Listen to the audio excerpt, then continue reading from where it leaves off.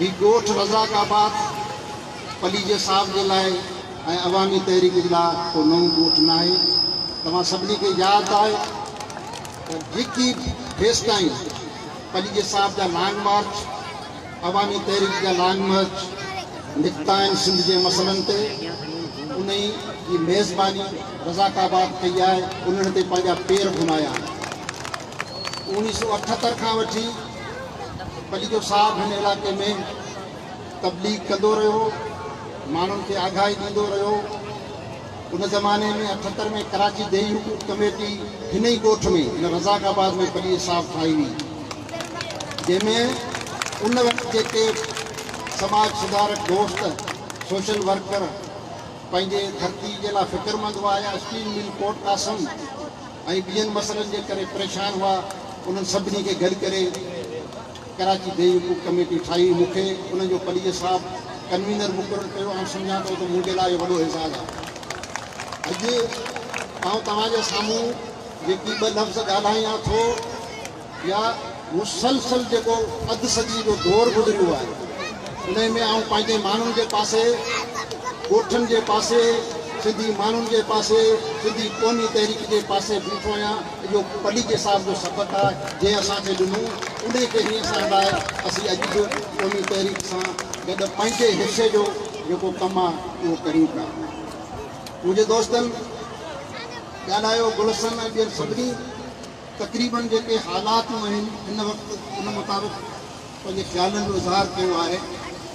दोस्तो, आउं सम्झां थो त जिते बि वसीला आहिनि, जिते दौलत आहे, उहे इलाइक़ा हमेशह जेको सो लुटेरा जेके आहिनि उन्हनि जे नज़र में हूंदा आहिनि। हिन वक़्तु सिंध में थर ऐं मलीर कराची शहर में हुजण जे वेझो, समुंड जे वेझो हुजण, कोट कासम जे हुजण जे वेझो, उन जी क़ीमत, उन जी ज़मीन जी क़ीमत एतिरी त वधी वई आहे, एतिरो त खणी आहे जो सॼे मुल्क जे सियासतदाननि जा, सॼे मुल्क जे हुकुमराननि जूं अखियूं मलीर में आहिनि। इन करे हुननि इख़्लाक़ियात जा लीका लताड़े क़ाइदे कानून खे मलिया मेट करे जहिड़े तरीक़े सां मलीर जी भींग कई आहे, भींग कराई आहे, उन जो मिसाल पाकिस्तान में, सिंध में किथे कोन थो मिले। मलीर जूं ज़मीनूं, मलीर जा ॻोठ, क़ब्रस्तान तरक़ी जे नाले सां हिकिड़ी वॾी बालार जे हेठि आहिनि। अॼु मलीर जो जेको मक़ामी क़दीम माण्हू आहे, उनजो वजूद ख़तरे में आहे। उहे पंहिंजे ॻोठनि में ईअं थी विया आहिनि, पंहिंजे इलाइक़नि में ईअं थी विया आहिनि जो हीअ आदमशुमारी थी वई। इन में त हुनजो कंहिं हद ताईं वजूद बचियो आहे, पर जेका वरी बि आदमशुमारी कई वञे पई, आउं आदमशुमारी जो ख़िलाफ़ न आहियां, पर आउं सम्झां थो त इहा आदमशुमारी जेका थिए पई MQM जे मुतालबे ते थिए पई, जो पहिरियों दफ़ो थियो आहे जो MQM जे आदमशुमारी में बदमाशी करण न ॾिनी वई आहे। उन जे करे वरी ॿीहर आदमशुमारी कराए हिननि सॼनि इलाइक़नि ते पंहिंजी अक्सरियत ॾेखारे ईंदड़ इलेक्शन में मलीर जो माण्हू कौंसलर थी न सघंदो। MLA खे त परे जी ॻाल्हि आहे।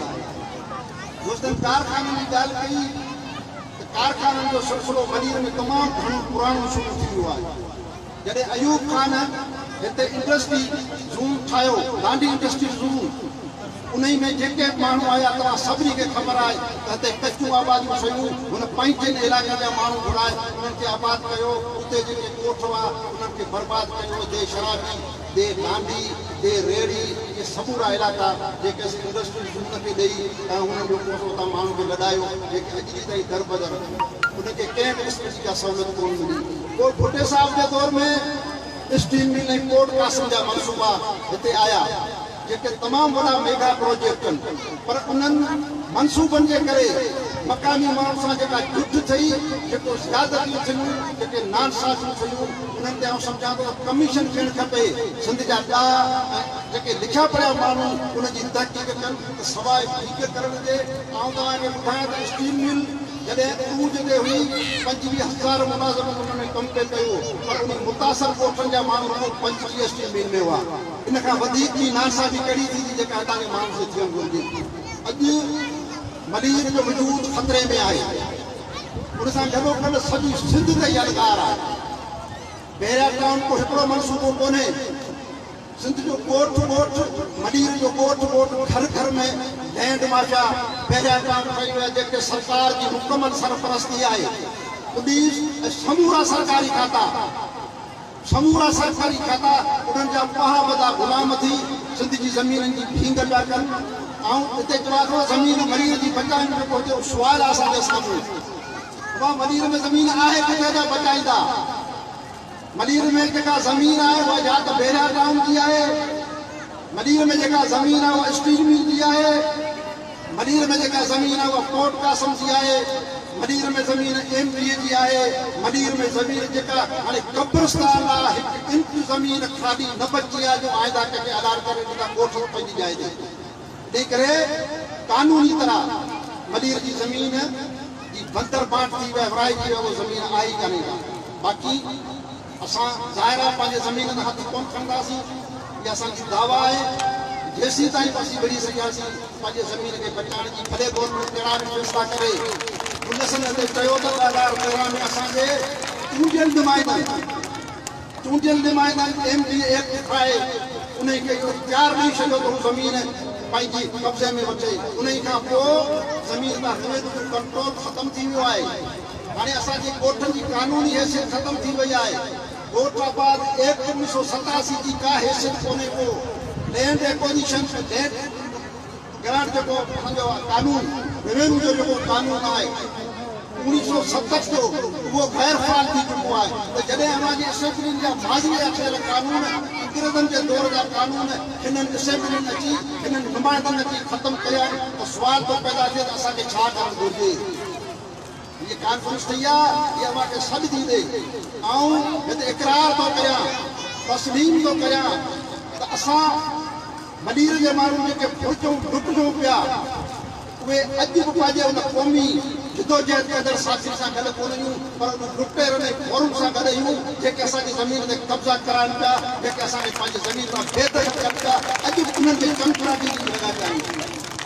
मलिक साहिब थोरो अर्सो न हिन इलाइक़े ते ॾिनो हो।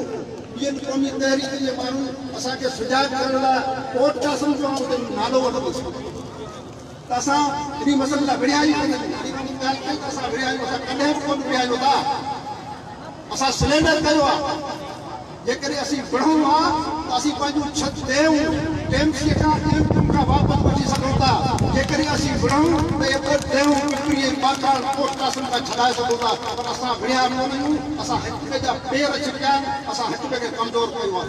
अॼु बि तव्हांखे ॿुधायां थो त गवर्नमेंट सतह जा फ़ैसिला वज़ीर आज़म सतह जा फ़ैसिला असांजे हक़ में थियल आहिनि। सिंध गवर्नमेंट जा फ़ैसिला असांजे हक़ में थियल असां रिकॉर्ड आहे। सिंध हाई कोर्ट जा फ़ैसिला असांजे हक़ में थियल आहिनि त हिननि खे नौकरियूं ॾियो हिननि जो हक़ आहे हिननि खे मुआवज़ो ॾियो हिननि खे पंहिंजे जेको हुन जो हक़ बणिजे थो ॾियो। पर असां हिननि खे मञण जे लाइ करे मूंखे ॿुधायो त हिकिड़ो ॾींहुं कराची प्रेस क्लब ते वेही 100 माण्हू गॾिजी जेका बुख हड़ताल कई आहे। जॾहिं असीं विढ़ंदासीं कोन त असांजा मसइला न हल थींदा।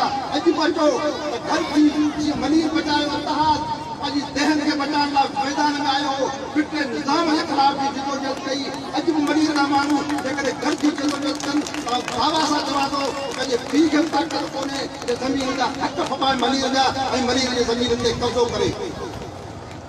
जिते असां ॿियनि खे मयारूं था ॾियूं उते असीं पंहिंजो पाण गिरेबान ॾिसूं त असां केतिरो पंहिंजे सजण जो साथ ॾिनो आहे ऐं केतिरो जेको असां ॿियनि जी चमचा करे असां ॿियनि जे हथ मज़बूत कया। इन ते असांखे सोचणो पवंदो। असांखे माज़ी जी रवश ख़तमु करणी पवंदी। तॾहिं असीं मनीर बचाईंदासीं तॾहिं सिंध बचाइण जे सुख में बीहंदासीं। जेकॾहिं न बीठासीं ज़िंदगी भर असांखे लाड करणो हूंदो। वॾा साईं सूरनि मां भरियल आहियूं असांजी इन जे करे सिंध जे समूरे सियासी क़ौमी पार्टियुनि खे गुज़ारिश कंदो रहंदो आहियां। हज़रत साहिब हिकिड़े माण्हू जो नालो खणंदो शायदि रेफरेंडम मार्च खां पोइ बशीर खान मरहूम असां वटि फ़ैसिलो कयो होसीं जहिड़े तरीक़े सां असां लीगल ते गॾु थी करे तिब्बत सेंटर ते गॾु थी हज़ारे माण्हू लखे माण्हू सिंध जा गॾु कया ईंदड़ जेको असांजी तहरीक हूंदी उहो कोर्ट कासम बोर्ड ते असीं तेसीं कानून वेंदासीं सॼी सिंध खे गॾु करे जेसीं हिन हुकूमत खे ख़ुदा न चुकाया जेसीं इंडस्ट्री वारनि खे असां मजबूर न कयो आहे असां बुरा नथा कयूं कानून मूजिब जेको असांजो हक़ आहे जेको बात चवे जेको तव्हांजे किताबनि में लिखियो पियो आहे जेको आइन में लिखियो पियो आहे जेको तव्हां एग्रीमेंट असां सां कया जेके असां कोर्ट जा फ़ैसिला उन मुताबिक़ असांखे हक़ जो असांजी कोटा बि आहे असांजो कानूनी हक़ आहे असांखे नथो मिले उन लाइ सगारी इनके बंद करणो आहे असांजा क़ौमी लीडर सियासी पार्टी हलाइनि मूंखे उमेद आहे त सिंध एक्शन कमेटी जंहिंमें असीं सभु आहियूं रुगो बेड़ा जो मसलो न आहे हिते ॿियनि मनसूबनि जी ॻाल्हि थोरो वज़ाहत करे वञा त जेको असां वटि कमांडरशिप जी ॻाल्हि कई वई आहे इहा असांजी जेको मरीज़ ज़िले में न आहे इहा जाम चोरे जो मनसूबो आहे जाम चोरे में DHS जी ऐं बेड़ा टाउन इहे ॿई मनसूबा असां वटि जेके ठीक जगह थी पिया आयो इहे ज़मीनूं जेके आहिनि पंहिंजो जाम चोरे उहो बारार जे ज़िद में आहे खटो बारार जे ज़िद में आहे इन ई करे सिंध जी सियासी पार्टी ख़ुसूसन एक्शन कमेटी में असीं बार बार इहा ॻाल्हि रखंदा अचूं बेड़ा टाउन जो मसइलो उन ई हवाले सां जेको सो मंज़र ते आयो आहे वॾी जदोजहद थी आहे वॾी कामयाबी माण्हुनि खे थी आहे त मुंहिंजो आख़िर में अवांखे इहो चवणो आहे न कॉन्फ्रेंस जे हवाले सां त पंहिंजा इहे जेके तक़सीम दर तक़सीम वारा प्लेटफॉर्म आहिनि विरासत वारा जेके माण्हू आगे ख़तमु करे क़ौमी तहरीक में जेके अॻिते हलनि पियूं घुरियूं उन्हनि सां गॾिजी पियो उन्हनि जो साथ ॾियो बची पवंदा न त तबाह थी वेंदा इहे